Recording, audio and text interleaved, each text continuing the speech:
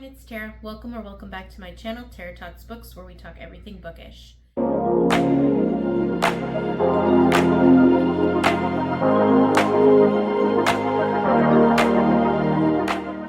So today I'm going to be doing my January wrap-up. I did end up only getting to 3 books during the month of January. I was in the middle of moving, and unpacking my house and getting everything together, so I didn't get to as many as I typically would in a month. So if you want to see what I ended up getting to during the month of January, just keep watching. The first one is The Princess and the Grilled Cheese Sandwich. This one is by Dea Muniz, and this one is a YA graphic novel. It is a sapphic graphic novel. So this actually follows Lady Camembert, who wants to live life on her own terms without having to marry a man. Her father passes away, and to inherit, she disguises herself as a man and moves to the capital city to start over as Count Camembert instead of obviously Lady Camembert. But he meets Princess Brie, and it's hard to keep a low profile and make sure that nobody finds out who he is. So I really enjoyed this one. I ended up giving it a 4-star. I loved all the cheese puns. This was so sweet and just what I needed to get out of a reading slump, because I was definitely in one.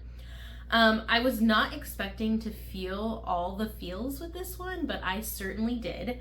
It made me laugh, it made me cry. It was just such a sweet graphic novel, and it is a historical YA graphic novel, and so I thought that was a neat aspect of it as well. The next book I read is actually a novella, and it's Runaway Bride by Cassie Mint. This one is a mafia romance, and I did end up giving this one a 3 stars. So again, it's a novella that follows mafia princess Mia, and so she is being forced to marry Leo Palladino, who is one of the leaders of a rival crime family.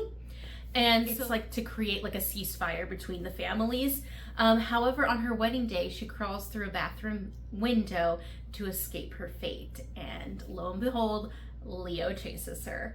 So it kind of goes from there. Like I said, this is a short, steamy mafia romance. It was fun, easy to read while I was in a slump. Next one I read is Amari and the Night Brothers by B.B. Alston. This is a middle grade.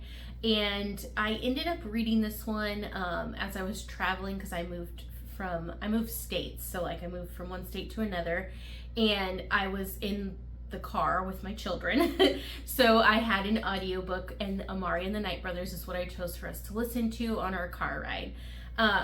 So this actually follows 13-year-old Amari Peters. Her brother went missing some time ago, and she feels like the police just assume he was up to something illegal. But then she finds a briefcase in Quentin, her brother's old closet for her eyes only, that leads her to try out for a secretive agency, the Bureau of Supernatural Affairs. It brings Amari into a whole new world where she's certain she can find the answers as to what happened to Quentin and figure out why he disappeared. And so she kind of obviously tries out and digs deeper into why Quentin disappeared. So like I said, I did listen to this one on audiobook with my kids, and we all really enjoyed it. I loved the fantasy elements and the emphasis on family and discovering who you are, because I liked there was this comparison of Quentin, who was the golden child in Amari's eyes. He did everything right. Everything was easy for him. Whereas Amari felt maybe she wasn't, and she was getting into trouble at school. And granted, it was she was getting into trouble because she was defending her brother's honor. I get that. So she felt she wasn't living up to his expectation. And so she kind of finds who she is in her niche without Quentin, so I did like that aspect. I enjoyed, like I said, the characters, especially the ones who were rooting for Amari. There are obviously characters, it's a school setting, so there are characters who are kind of meanies or bullies and definitely unkind and cruel to Amari. And then there are even teachers or people within the agency that want to almost see her fail or like see her not within the agency, and then there are people that who like back her up and like support her, and those characters I really did love. I liked how they incorporated real events but then made them due to like supernatural beings. I thought that was fun. Overall, it was a fun middle grade. I did end up giving this one a 4-star. I really enjoyed it. My kids really enjoyed reading it. They were invested. So definitely, if you have middle grade children, definitely read it with them or have them read it, or, you know, even if you don't have middle grade children but you enjoy middle grade books, Amari and the Night Brothers is definitely one to check out.